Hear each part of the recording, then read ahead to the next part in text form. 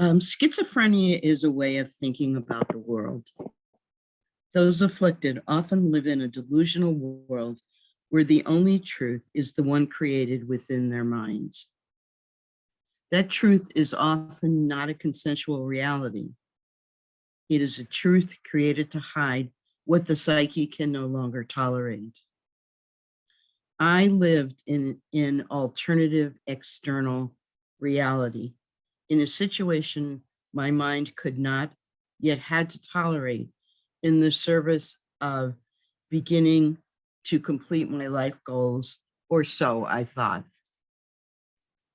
My dream as a young woman was to assist in influencing a 1960s world swept up in wars, civil rights, and economic poverty. In my mind, it was a choice between life in the Peace Corps or life in a convent. My dreams seemed consonant with my vision of religious life, dedicated to working to make a difference.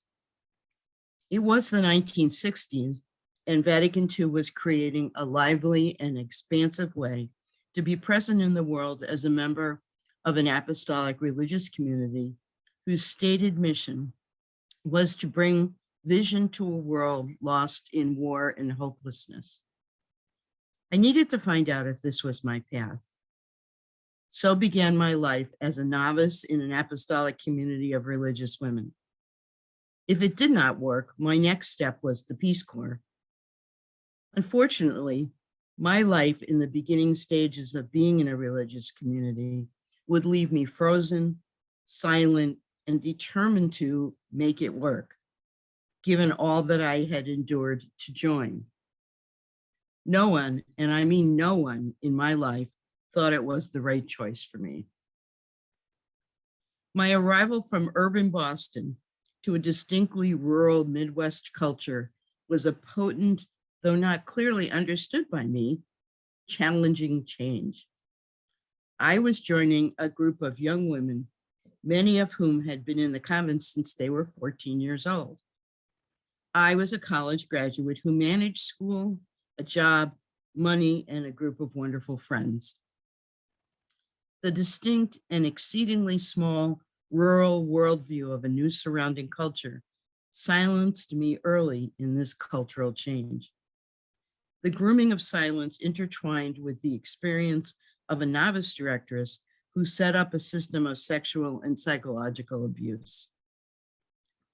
The novice directress physically viewed or touched her victims and brutally persecuted those novices who suspected the abuse of their peers. These persecuted young women experienced mental and emotional assault for their closeness to the victims.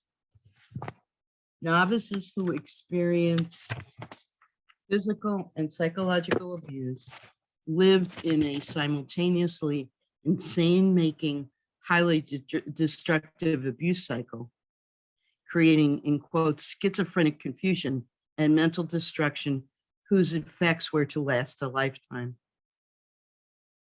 My story continues in the novitiate, located in a wing of our mother house where no one else lived.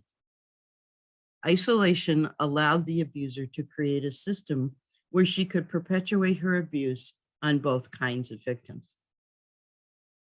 The victimization cycle started with a novice directress visit to my bed.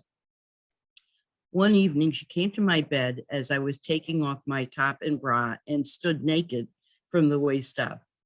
She came close to my bed to have a conversation. It was a shock to see her standing there. Her room was opposite mine, and she could see where I was in the process of undressing. She planned this move, and she stood there having a smiling, friendly conversation with me while leeringly appraising my body. Stunned and speechless by her presence, I became frozen. On subsequent evenings, I thought that I must not have passed the, in quotes, breast test as she moved on to other novice victims. Soon after this abuse, she began verbally and psychologically assaulting me in many situations, inducing a deep sense of self-hatred and complete confusion. It was a crazy place to be a focus of her attacks. I was so confused all the time. It was a cycle of projected hatred that I internalized, having been told many times that no one would ever like me or would ever want to live with me, and I believed her. What I later learned is that the close friendship I had with another novice was dangerous to the perpetrator, as I might find out about her continuing assaults on my friends and other novices. My friend wanted to kill herself by jumping off the 8th story of our mother house building. I spent months trying to prevent her death. I was always terrified. The abuser would sneak behind me while I was having conversations with other novices. She would often call me into her office to yell and scream at me. I was young. I became convinced that I was inferior, bad, evil, and constantly observed. There was no help from anyone. A crazy-making, exhausting, evil experience. I grew older, having experienced many years of successful teaching. I lived in convents with some very mentally ill sisters who continued the motif of attack. A laundry room in one convent became a place where older members would yell and scream that the community did not need people like me. Angry, mentally ill women against whom there was no protection. The expansion of my self-hatred and despair continued. Fast forward to years of reporting the abuse to congregational leadership, confrontation with the abuser who denied everything, years of having to get away from her at yearly meetings, the loss of many friends who left the community in part because of this perpetrator, years of depression and anxiety. The, in quotes, ecclesiastical mountain against which the battle for truth was and is a savage, never-ending and exhausting war. Fast forward to today. Religious congregations hold both victims and survivors and their perpetrators. The schizophrenia persists. The perpetrators enjoy the benefits of a life they have assisted in destroying for their victim. The toxicity of the lack of truth and healing leaves a dedicated mission in ruins, as it does in the rest of the clerical church. Our communal delusion continues. Some things rarely change. Most often, silence is still the mode of communication. Abuse policies are upholders of protecting the perpetrators, guaranteed to continue the silence of the accusers. It is not unlike any other cycle of abuse.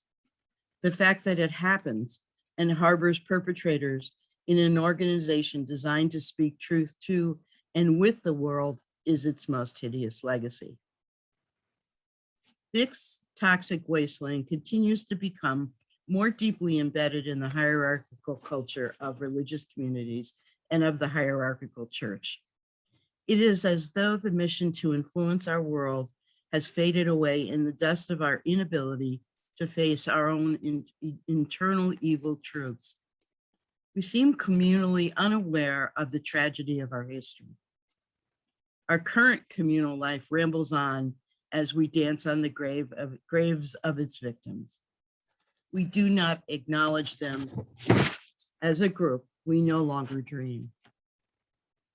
I have chosen to participate in the struggle for truth from inside the institution. Yes, it is painful and difficult and sometimes heartrending. Departing from the institution allows the memory of the injured to fade away. My presence is a reminder to the whole that silences can be broken and truth can be spoken, and these truths will set us free. I am no longer confused and injured as I was in my younger years. I am motivated, angry, horrified, and sad. I am convinced that silence no longer will rule the world of the institutional church. It is up to us who have survived years of abuse and its effects to speak the truth. The unsilencing of the many truths of physical, sexual, and psychological abuse provide a way to move beyond the delusional and, in quotes, schizophrenic world of denial and secrecy. So it is a lifelong burden and challenge to speak, but speak we must.